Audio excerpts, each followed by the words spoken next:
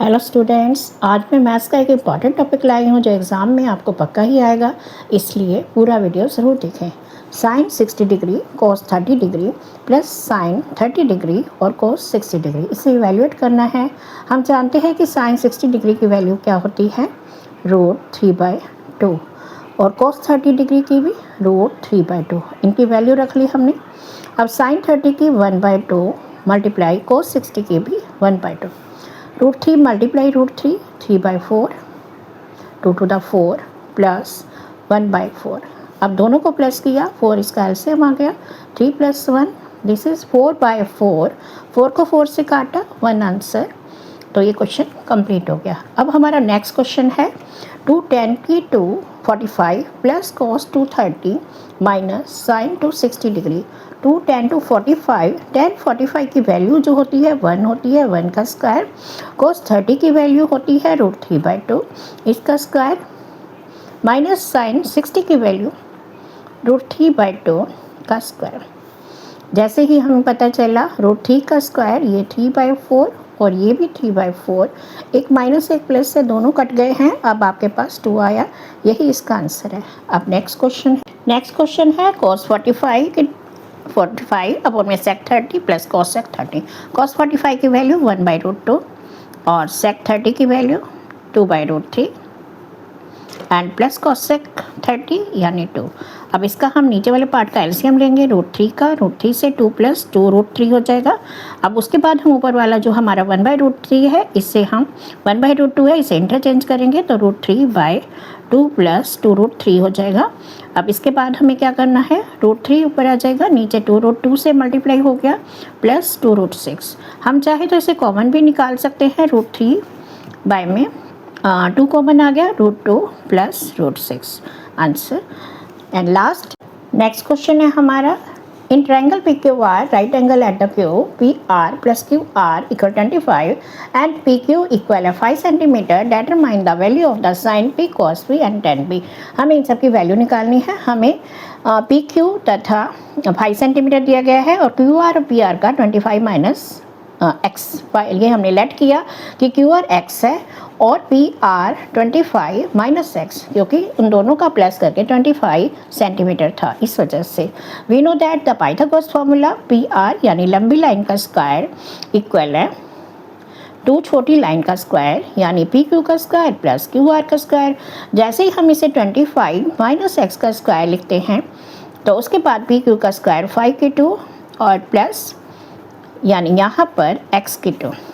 25 - x से हमारे पास आ गया 25 की 2 - 2 मल्टीप्लाई 25 - x, 5 का 2 यानी 25 प्लस x की 2। 25 का स्क्वायर 625 - 50 x और x की 2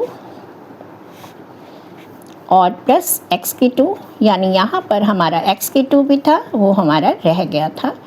25 प्लस x की 2, यहाँ x की 2 और ये x की 2 कट गया। अब हमारे पास आया -50x = 25 - 625, -50x = -600, माइनस से माइनस कट जाएगा तो x = 600 अपॉन में 50, 0 से 0 कैंसिल, 5 × 12 यानी x = 12 आ गया। अब हमें क्या करना है, हमारे पास QR जो था वो हमारे पास था 12 आ गया और जो हमारा PR था वो हमारा 25 - x यानी ये 13 आ गया। अब हमें क्या करना है, हमें फाइंड क्या करना है, sine P and cos P। यहाँ पे ये वैल्यू हमारी 13 आ गई है और यहाँ पे 12 आ गई है। जैसे ही हम साइन P की बात करते हैं तो ये हमारा बनता है h/p यानी हाइपोटेनस अपॉन में परपेंडिकुलर। अब हमें परपेंडिकुलर QR लेना है, हाइपोटेनस हमारा 13 है और परपेंडिकुलर 12। कॉस P की बात करते हैं तो हमें cos P को हमें बेस पे लेना है, तो हमारा ये बनता है यानी B अपॉन में H, और ये भी हमारा है P अपॉन में H यानी 12/13।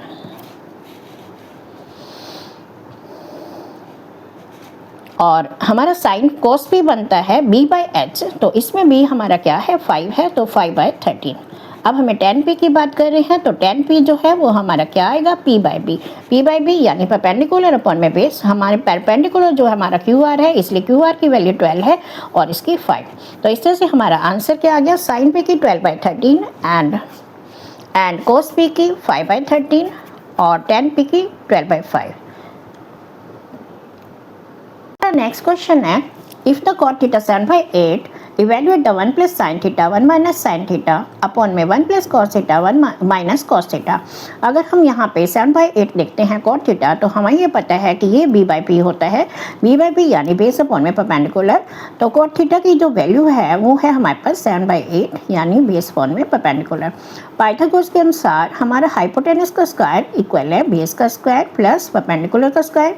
ये निकालने से हमें 7 की 2 प्लस 8 की 2 लिखेंगे, उसके बाद हमें 49 प्लस 64 आ जाएगा और ये आ जाएगा 113।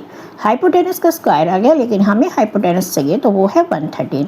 अब हम इससे क्या करेंगे, साइन थीटा की वैल्यू हमारी बन जाएगी p बाई एच। p क्या है हमारे पास 8 बाई रूट 113 और cos थीटा की वैल्यू भी हमें चाहिए जो है हमारे पास b बाई एच और ये बन जाएगा 7 अपॉन में रूट 113।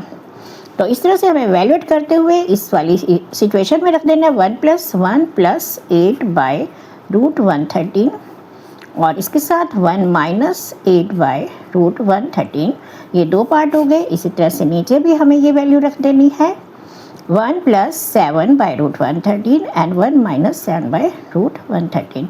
जब हमारा ए प्लस b माइनस तथा a माइनस b होता है तो इसकी प्रॉपर्टी यूज़ करते हैं a की 2 माइनस b की 2।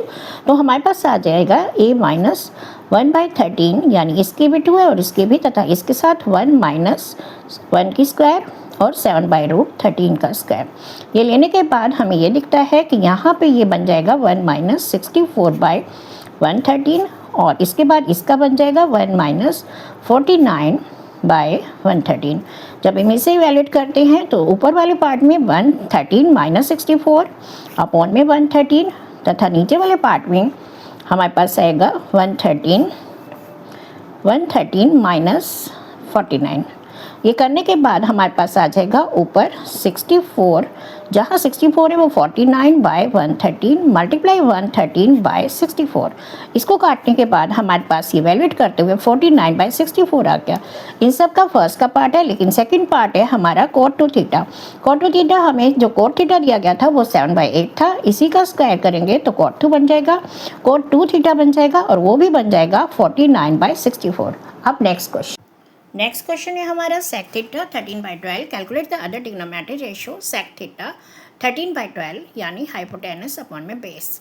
हाइपोटेनस कैसे निकालना है हमें, हाइपोटेनस का स्क्वायर इक्वल है बेस का स्क्वायर प्लस परपेंडिकुलर का स्क्वायर, क्योंकि पाइथागोरस थ्योरम में हमें ये बताया गया है कि जो लंबी लाइन का स्क्वायर है दो छोटी लाइन के स्क्वायर के इक्वल है। तो 13 का स्क्वायर इक्वल है 12 का स्क्वायर प्लस b का स्क्वायर यानी परपेंडिकुलर हमें नहीं दिया गया। 13 का स्क्वायर से 169 आ गया, 12 के स्क्वायर से 144 आ गया, 169 माइनस 144 दिस इज 25। तो परपेंडिकुलर का स्क्वायर 25 बट p निकालने के लिए 5 आ गया। अब हमें sine theta p by H यानी 5/13, cos theta b by H यानी बेस हमारा 12 था तो 12/13, tan theta p by b तो ये है 5/12, कॉस थीटा 13/5 और कॉट थीटा 12/5। Thank you.